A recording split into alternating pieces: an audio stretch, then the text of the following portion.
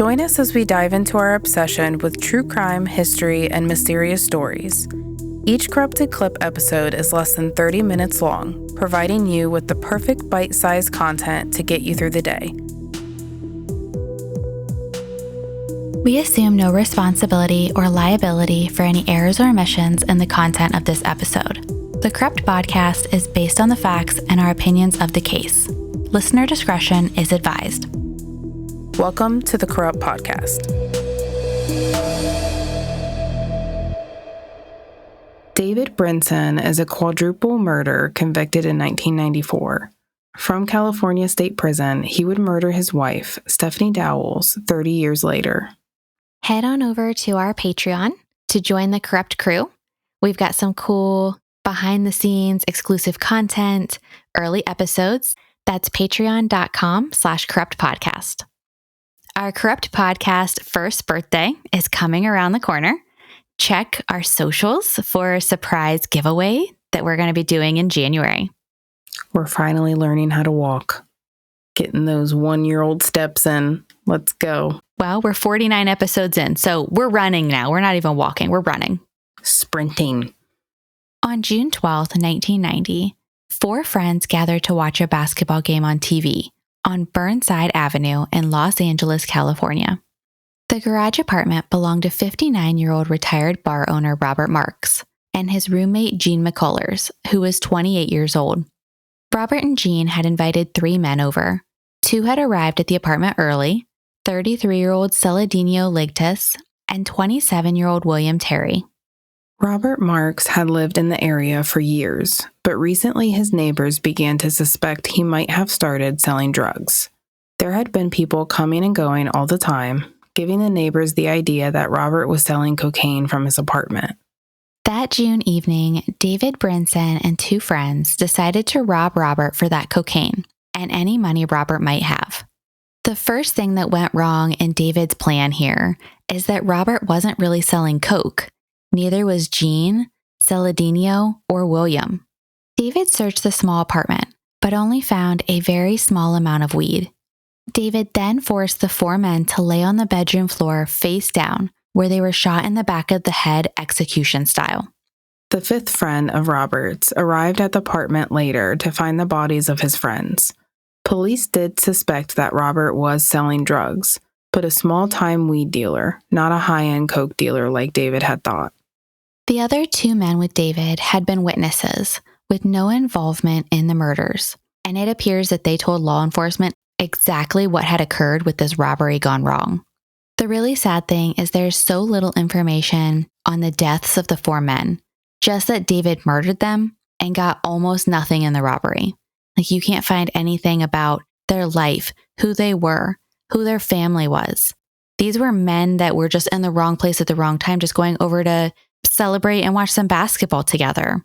And you can't find anything about them. And I just thought that was really, really tragic. Sounds like they were written off. A drug deal gone wrong. And that's not even what this was. They're just over there to watch a basketball game. In October 1993, David was found guilty of the 4 murders.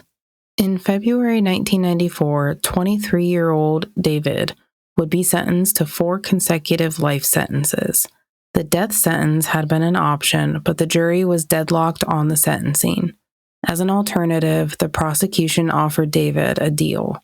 He would be sentenced to 4 consecutive life sentences if he promised not to appeal the sentencing.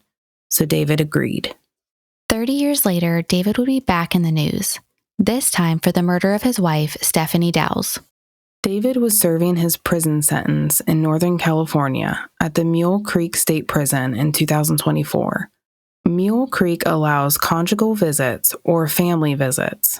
The visits can last 30 to 40 hours, but only immediate family like a spouse, children, or the inmate's parents qualify. Death row inmates or sexual offenders wouldn't qualify for family visits either. The inmate must have good behavior and meet the program requirements to participate. These unsupervised visits take place in a private apartment-like facility, and according to the California Department of Corrections and Rehabilitation, these family visits are intended to support positive family connections and positive rehabilitation. This is crazy, right? Mm-hmm. Like he's got life in prison, but he's allowed 30 to 40 hours of family visits in unsupervised visits. Mm-hmm. Yeah. Do you think people in prison that obey should be allowed to have these visits? Like, what are your thoughts on that? I can see it both ways. I can see that it would be positive for a family unit to still have 30 to 40 hours, a weekend together to try and have some normalcy. Like, you've got a whole weekend where you can be a family. He could bond with grandchildren, things like that, right? Mm-hmm. But unfortunately, the flip side here is that this is not the first death that has happened recently. This is not the first case where someone has been murdered. This is actually the second time in a year. So it doesn't seem like this is necessarily panning out. I'm kind of with you. Like, I'm okay if it's family time, right? So, but it also depends on like what they did. Maybe non-violent offenders is where this should be. Mm-hmm. Like anybody can be violent. Yeah. So I'm not sure where we draw the line. Like you did the crime, you have to do the time. I mean, that's a saying for a reason. If you can do the crime and be like, oh yeah, I could probably still see my family if I can do this, then they still do the crime because they can see their family still. Like that doesn't make it right to do the crime. So it's apples and oranges. You could definitely expand on that as well. Because what if you are, incredibly poor, you don't have food, you don't have shelter. You could do the crime and know that you could still see your family. Mm-hmm. So you could definitely, swing it that way as well. Because now you've got your basic needs met and still have the opportunity to see your family. It's maybe not the best situation, but you could see somebody using that as an option. Mm-hmm. But just, steal some candy bars. Don't kill a person, There goes my advice again. Yeah. Just spread love, guys. Love. Hopefully be able to find a shelter to go stay at. There's hope out there. There's help out there. Don't hurt anyone to get into prison. Stephanie, who went by Stephanie Brinson as well, had married David during his incarceration at least 10 years previously. She was a 62-year-old hairdresser who had 2 children. Stephanie lived with her son, Armand, his girlfriend, Natalie, and their 3-year-old son. Stephanie was described as someone who always tried to see the good in someone. On a couple of occasions, Stephanie had taken her grandson with her to visit David, and the toddler even called David Grandpa. Stephanie and David spoke on the phone every day, but her son and daughter-in-law sometimes heard them arguing. Stephanie seemed happy enough, so it didn't overly concern them about the phone call arguments. Stephanie and David also read the Bible together, and she left the prison visits typically happy. Stephanie had met David before 1996, but her family didn't meet him until 2016. Even then, she didn't tell her family about David's conviction. Armin summarized it by saying, "If she was happy, I was happy." That's a pretty long stretch to keep your family from someone you love. 20 years? Mm-hmm. It is an interesting choice, combined with the fact that they don't even know why he's in prison.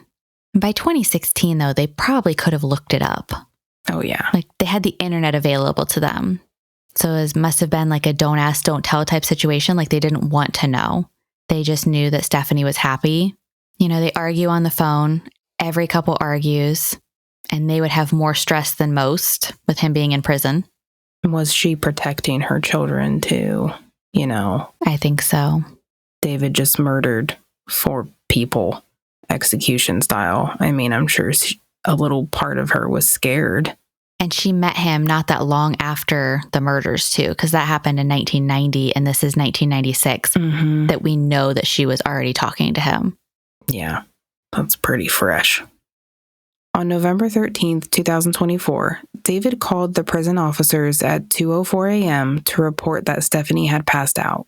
The officers immediately called 911 and began CPR to save Stephanie's life. Unfortunately, a short time later, at 2:51 a.m., Stephanie was pronounced dead. As the Amador County Sheriff Office investigated Stephanie's death, It became clear that this was a homicide. According to Armand, David's story was inconsistent. One time, he said that Stephanie had passed out on the bed, and another time, she was on the floor when he found her. Based on the coroner report and an investigation by the sheriff, it had been determined that Stephanie was strangled to death.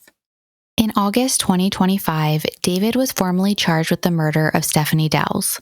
55-year-old David was moved to the California Healthcare Facility in Stockton, California. This prison is for patients with mental health or long-term medical needs. This case is still unfolding, and we'll update you as we hear more. I was going to point out, there we go with the mental health thing again. Like, why is he going to a mental health facility? Was he deemed insane? We don't know yet because it's all wrapped up in court. Mm-hmm. So I'm not sure why he went there. He is 55, so maybe he's got some long-term medical needs.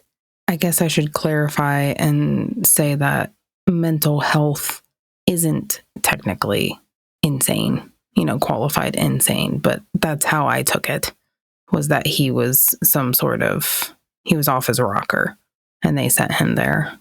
I mean, this is his 5th murder, so yeah. He definitely shouldn't qualify to be at the facility with the visitation rights and things like that, the conjugal weekend visits. Mm-mm. So maybe it's just a quick move to get him out of there until they can put him into a different facility that better fits his needs. Mm-hmm. As this unfolds, we'll definitely update on our socials. And once we have a little bit more information, we'll record an update as well. We would love for you to become part of the Corrupt crew. You can find us on Patreon with multiple tiers and PayPal. This will score you our appreciation and will announce your name in a future episode. Both links are in the episode notes. Case suggestions and feedback can be emailed to us at corruptpod@gmail.com. The sources for this episode would be listed in the episode notes. You can find us on Instagram, Facebook, and Threads. Don't forget to subscribe to catch our new Corrupt content. Please also leave us a review wherever you're listening to this episode. Bye. Bye.